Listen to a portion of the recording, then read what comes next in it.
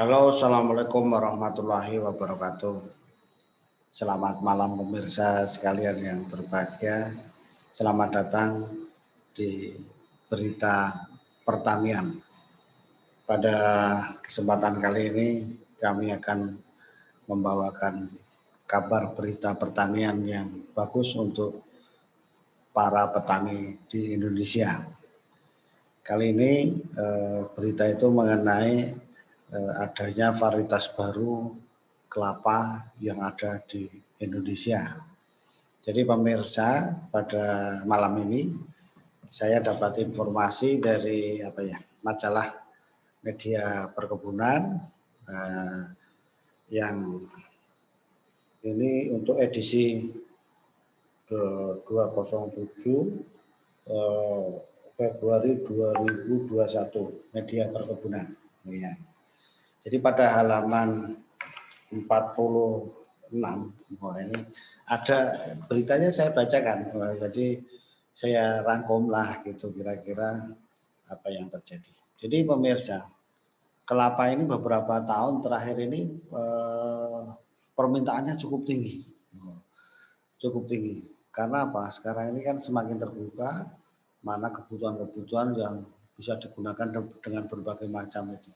Kelapa termasuk tanaman serbaguna juga dan terkenal sebagai lambang pramuka. Nah, jadi banyak kegunaan dari kelapa. Oleh karena itu kebutuhan akhir-akhir ini sangat meningkat.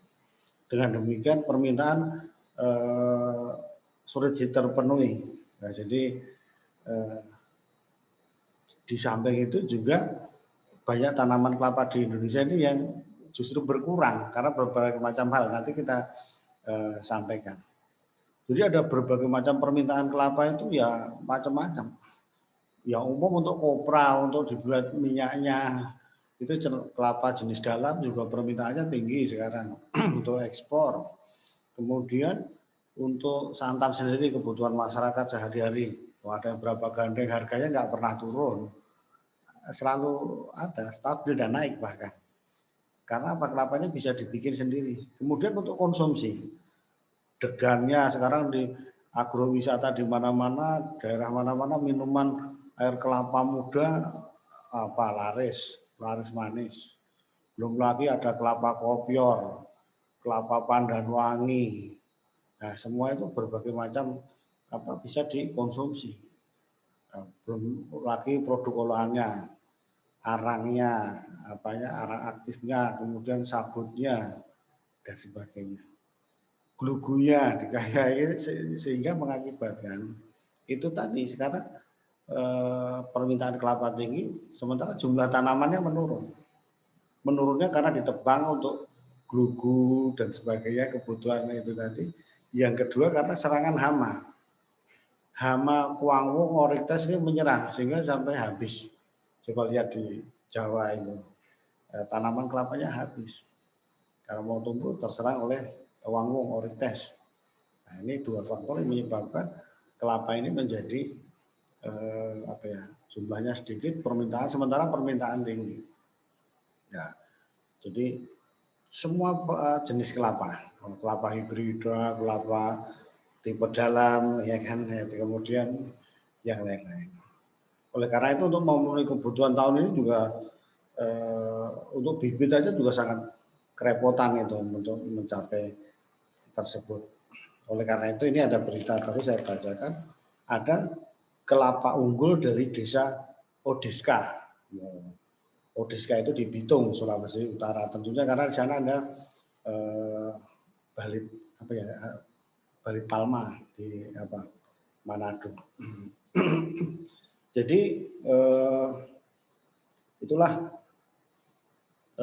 jadi pemerintah Sulut Sulawesi Utara ini telah disetujuinya varietas kelapa namanya kelapa dalam ya, tadi kelapa dalam itu kelapa yang tinggi-tinggi itu yang ukurannya biasanya besar. Namanya Odeska apela oleh Kementerian Pertanian. Varietas ini merupakan unggul lokal ke tingkat nasional, unggul lokal. Jadi nanti kita kelebihannya apa dari kelapa Odeska apela ini. Jadi selain di daerah ini, sebentar, memang kalau di Sulawesi terkenal nyurnya di Sulawesi ini memang. Ya, jadi kelapa Odeska ini merupakan kelapa dalam dengan produksi tinggi tentunya, dan kadar protein dan lemak yang tinggi. Warna serabutnya adalah merah muda. Kadar asam lemak bebas rantai pendek sampai sedang tinggi sebesar 63%. Wah, nggak usah dihafal, kalau yang ini bisa dibaca-baca. Nah, di samping itu kelebihannya seperti kelapa yang lain sebetulnya. Ini kan memerlukan perawatan yang minim. Jadi nggak usah dirawat-rawat, itu sudah menghasilkan kan begitu kira-kira. Tetapi kalau dirawat tentunya akan menjadi lebih bagus lagi.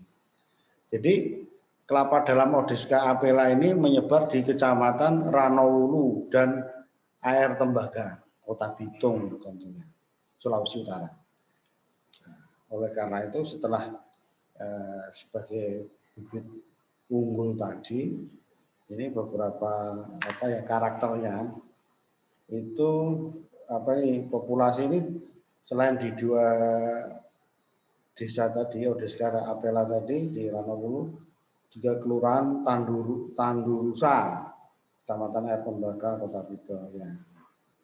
Jadi yang umurnya sudah puluhan tahun. Jadi ini karakternya adalah kelapa dalam Odeska apela mampu memproduksi lebih dari 100 butir per pohon per tahun dengan ketebalan daging 12,3 cm. Sedangkan berat daging buah mencapai lebih dari 500 gram per butir. Jadi kalau pengalaman saya itu di kelapa kopior yang tipe Geja itu biasanya 250 gram. Ini berarti besar, namanya kelapa dalam. Ya. Nah, kemudian mempunyai kadar minyaknya lebih dari 63%.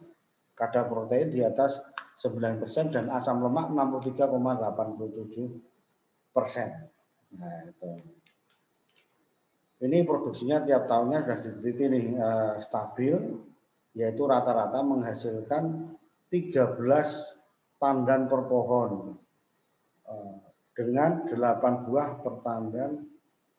Nah, ini yang rata-ratanya 13 dan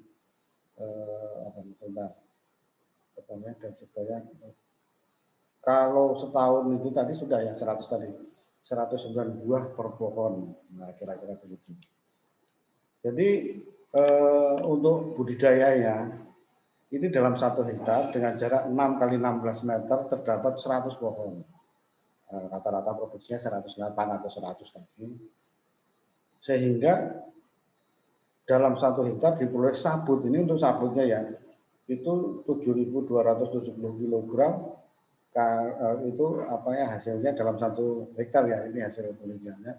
Airnya 4.759 kg, temurung 2.703 kg, daging buahnya 5.659 kg. Kemudian kalau kopra itu setara dengan 3 ton per hektar per tahunnya. Ya, itu tadi kadar minyaknya sudah kami sampaikan, 63,22%, protein 95,2% dan galaktomanan 0,7%. Ya. Oke, pemirsa, itu kalau mau mendapatkan bibit ini tentunya ya bisa menghubungi di Balik Palma. Kalau dulu namanya Balika Manado ya, dulu sekarang Balik namanya Balik Palma gitu. Demikian atau menghubungi saya dulu, nanti saya carikan kolega-kolega kami yang ada di sana. Jadi ini media perkebunan untuk menambah wawasan kita dalam dunia pertanian secara umum, khususnya perkebunan juga kita peroleh inspirasi-inspirasi. Terima kasih pemirsa, mudah-mudahan ya ini memberikan kita informasi tentang dunia pertanian secara umum. Terima kasih, mudah-mudahan bermanfaat. Assalamualaikum warahmatullahi wabarakatuh.